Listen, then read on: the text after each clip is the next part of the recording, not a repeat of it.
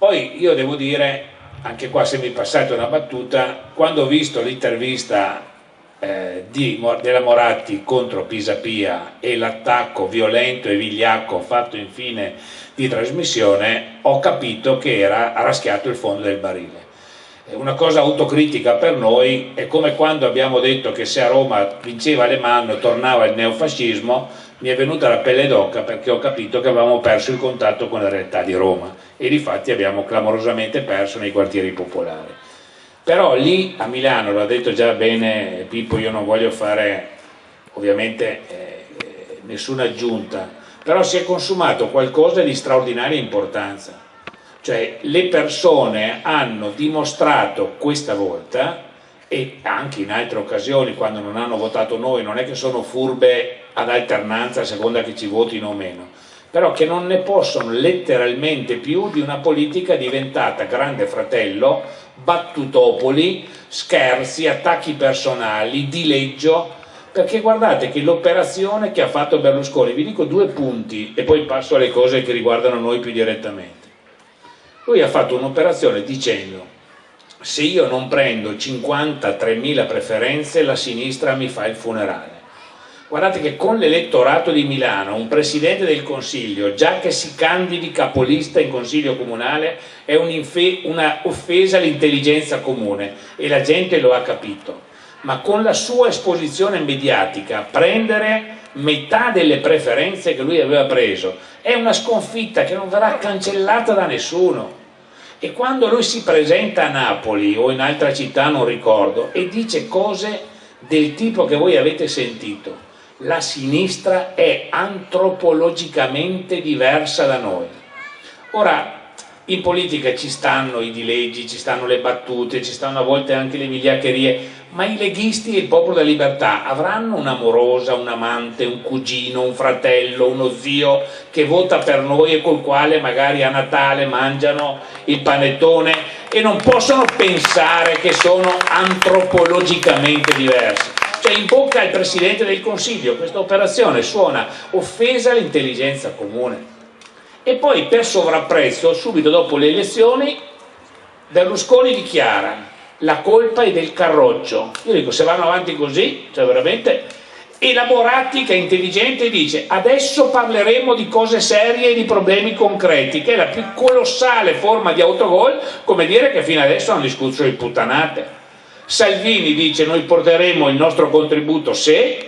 Dico, se va avanti così, i nostri basta che vadano a votare anche con la flebo nel braccio, non vincono, a meno che non facciano un colpo di Stato. Guardate, io non mi sento mai di sbilanciarmi, anche perché per scaramanzia dico aspettiamo, ma se in queste condizioni, con gli errori che hanno fatto, con il clima che c'è nel paese, noi dovessimo perdere una città che è la città simbolo per molte ragioni, perché lì è concentrato Bossi, è concentrato Berlusconi, è concentrata un pezzo di borghesia illuminata che guarda anche, se parliamo di cose serie, all'export, al ruolo di Milano in Europa, cioè lì non possiamo perdere. Se noi facciamo il nostro lavoro, volantini, incontri, serietà, misura, come ha dimostrato adesso Pisapia, credo che lì diamo un segnale importante. E scusatemi, io sono andato a letto alle 4 quella notte lì, quando ho visto Bologna. Beh, dico, se porta a casa anche a Bologna, Bersani le aveva detto 2 al primo turno e 2 al ballottaggio. Al ballottaggio, se non ci facciamo del male da soli e se qualcuno la smette di attaccare il PD come se fosse un problema, rischia che vinciamo anche a Napoli, dove ne abbiamo fatte di tutti i colori per farci del male, ma c'è una realtà anche lì dove il candidato loro non sfonda e basta che noi non ci facciamo del male, rischiamo anche in quella città di dare un segno diverso. Parlo di 2 cose che riguardano noi. La Lega in questa vicenda è fuori, ma vogliamo scherzare? Ma vogliamo scherzare? Non solo la Lega non voterà per la Moratti, ma si apre un casino nella Lega terrificante. Vi sfugge che Radio Padania ha interrotto le trasmissioni? Chi di noi va in televisione in questi giorni sente, è capitato a me, è capitato immagino sia a Pippo, a Franco, attacchi ad alzo zero dei leghisti che dicono: ogni barcone che attracca è un punto perso per la Lega. Cioè la Lega è dilaniata tra un oltranzismo che loro hanno predicato e che adesso interpreta l'insuccesso come una specie di arrendevolezza di Bossi, il quale oggi dice sgangheratamente le frasi che ha detto, ed è aperto all'interno della Lega non solo la battaglia per la successione del capo, ma per il posizionamento del partito, che è quello che sta succedendo in Veneto e che sta succedendo a Verona.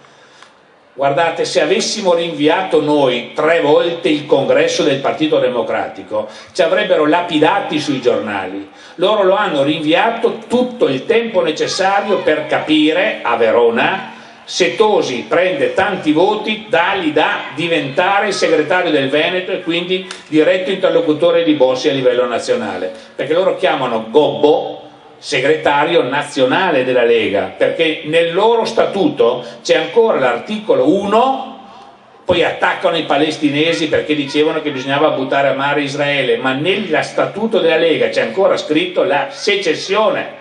Quindi loro parlano di segretario nazionale, hanno rinviato per 3 volte il congresso e lo faranno tra 2 domeniche, e nel congresso di Verona si presentano per la prima volta 3 candidati.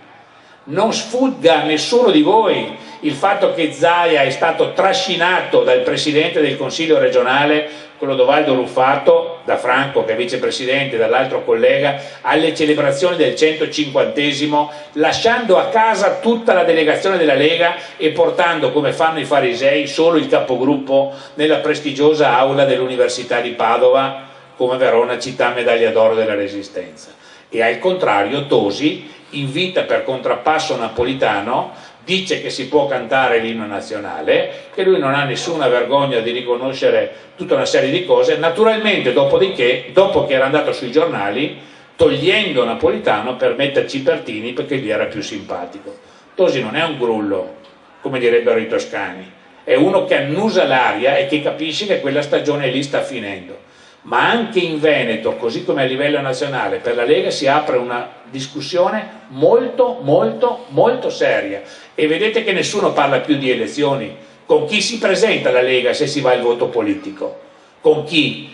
Che nell'ipotesi anche di 3 poli può succedere con questa sciagurata legge elettorale, se non verrà riformata, che col 34% tu rischi, in un'ipotesi di questa natura, di prendere il 55% del Parlamento. L'unico problema è il Senato, che costituzionalmente, sapete, si assegna i seggi su base regionale e che è un'incognita per tutti.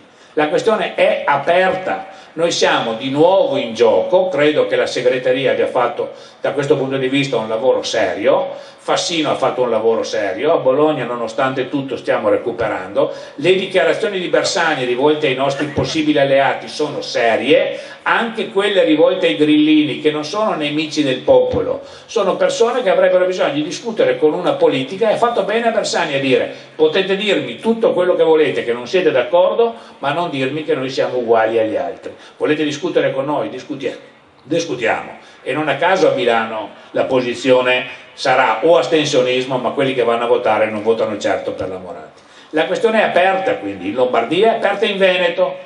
Ieri in commissione regionale, dopo che l'assessore ha presentato il PDL sul turismo, non una robettina per il Veneto, il fuoco di fila è venuto dal Popolo della Libertà, e su una legge importantissima per il Veneto come la raccolta dei cimeli della prima guerra mondiale, che sta impegnando la Commissione, che è una cosa sulla quale voi alla sera non dormite, immagino, pensando quali sono le norme che disciplinano la raccolta nei campi di battaglia della prima guerra mondiale dei cimeli di guerra, se si possono o no usare i metal detector, che cosa succede se tu trovi un cimelio che invece della seconda guerra mondiale, se vai su un campo che non è tuo, chi ti deve autorizzare? Ecco, su quella cosa lì è bastato che noi ci astenessimo in polemica per aprire un casino che non finiva più e rinviare la commissione. La questione è aperta, come ben sa Franco, che la vede anche dall'ufficio di presidenza, ed è aperta, e finisco, anche a Verona. Guardate che a Verona hanno votato, tranne in qualche piccolo caso, comuni molto piccoli, dove le liste erano prevalenti, le liste civiche. Però chi va a grattare sotto la scorza, e anche lì guardate la polemica della Lega, qualcuno dovrà rispondere, dice la Martini, perché loro perdono in 2 comuni importanti, Nogara e Bovolone. Nogara e Bovolone la Lega esce massacrata, e in altre occasioni conferma i suoi sindaci che nei comuni piccoli hanno tutti una rendita di posizione, ma non sfonda come in passato era successo e come era lecito immaginarsi. Finisco questo primo giro. Io sono d'accordo con quello che diceva Pippo, aggiungo una cosa di merito, se mi permette, poi magari ne discutiamo. io insisto nel dire che il PD deve